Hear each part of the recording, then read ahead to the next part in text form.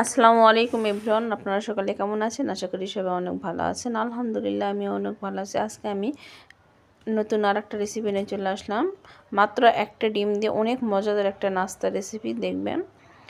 সকাল বিকাল বা চা বসিয়ে একদম ঝটপট এই নাস্তাটা হয়ে যাবে।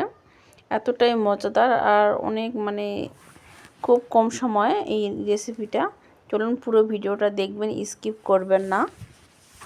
এই যে দেখুন, প্রথমে এখানে আমি একটা মিক্সিং বল নিয়েছি। মিক্সিং বলের মধ্যে আমি একটা ডিম নিয়ে নিয়েছি। ডিমটা নর্মাল ডিম হতে হবে আর নর্মাল টেম্পারেচারে থাকতে হবে। ফ্রিজে যদি রাখা থাকে তাহলে একটু আগে, আধা ঘন্টা আগে বের করে নেবেন। এই যে দেখুন, আমি একটা ডিমের সঙ্গে হাফ কাপের মতন চিনি দিয়ে দিলাম। এই চিনি দিয়ে আমি সুন্দর করে একদম ডিমের সাথে চিনিটা মিক্স করে নিব একটা হ্যান্ড উইচ দিয়ে। মাত্র একটি ডিম দিয়ে কতগুলো নাস্তা বানিয়ে নেওয়া যায়, আপনারা এই ভিডিওটি না দেখলে হয়তো বুঝতেই পারবেন না। দেখুন, আর এতটাই দ্রুত হয়ে যায় আর খুব অল্প সময়ে, আর এতটাই টেস্টি। ঘরে মেহমান আসলে যদি আপনাদের ঘরে যদি কিছু না থাকে, ঝটপট এই রেসিপিটা করে দিতে পারেন। এই যে দেখুন, আমার ডিমগুলো মেশানো হয়ে গেছে। এখানে আমি 1 চামচের মতন গুঁড়ো দুধ দিয়ে দিলাম। গুঁড়ো দুধ দিলে টেস্টটা ভালো আসবে। আর হাফ চামচ বেকিং পাউডার দিলাম। বেকিং সোডা না, আমি এখানে বেকিং পাউডার দিলাম। আর এখানে স্বাদ মতো একটু লবণ দিবেন। লবণ দেওয়াটা স্কিপ করা হয়েছে, আপনারা একটু লবণ দিয়ে দিবেন।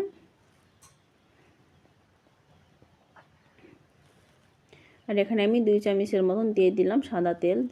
আপনাদের কাছে বাটার থাকলে বাটার দিবেন, ঘি থাকলে ঘি দিবেন। আমার কাছে সাদা তেল আমি 2 চামচের মতন দিয়ে দিলাম। দিয়ে মিক্স করে, এই যে দেখুন, অল্প অল্প করে আমি এখানে ময়দা অ্যাড করতেছি। আপনারা ময়দা বা আটা যে কোনো কিছু দিয়ে এই নাস্তাটি বানানো যাবে। আমি ময়দাটি অল্প অল্প করে মিক্স করে দিচ্ছি। দিয়ে এই যে দেখুন, এরকম একটা নরম নরম ব্যাটার বানিয়ে নিয়েছি। এই যে দেখুন, এরকম মাখতে গেলে একটু নরম নরম লাগবে, কিন্তু এটা হাত ধোয়ার পরে হাতে দেখুন তেল লাগিয়ে মাখলে গেলে আর ওরকম লাগবে না। একটু রেস্টে রাখলে 5-7 মিনিট রেস্টে রাখলে ঠিক এটা সেট হয়ে যাবে। আমি এদিকে মাখিয়ে রেখে চুলায় আমি একটা কড়াই বসাই দিলাম। কড়াইয়ে কিছু তেল দিয়ে দেবো। তেলটা গরম হয়ে আসলে এই নাস্তাগুলো একদম ডুবো তেলে ভাজতে হবে। এই যে দেখুন, তেলটা প্রায় গরম হয়ে আসছে। তেলটা আবার বেশি হিট করা হবে না। এই 5-7 মিনিটে একদম ব্যাটারটা সেট হয়ে গেছে। আমি হাতে একটু সাদা তেল লাগিয়ে নিয়েছি, নিয়ে যে পিঠাটা বানিয়ে নিচ্ছি।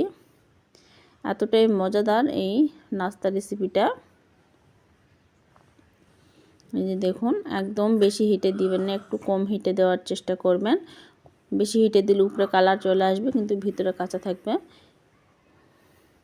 আমার এই নাস্তা রেসিপিটা আপনাদের কাছে কেমন লাগলো সেটা প্লিজ আপনারা কমেন্টে বলে যাবেন।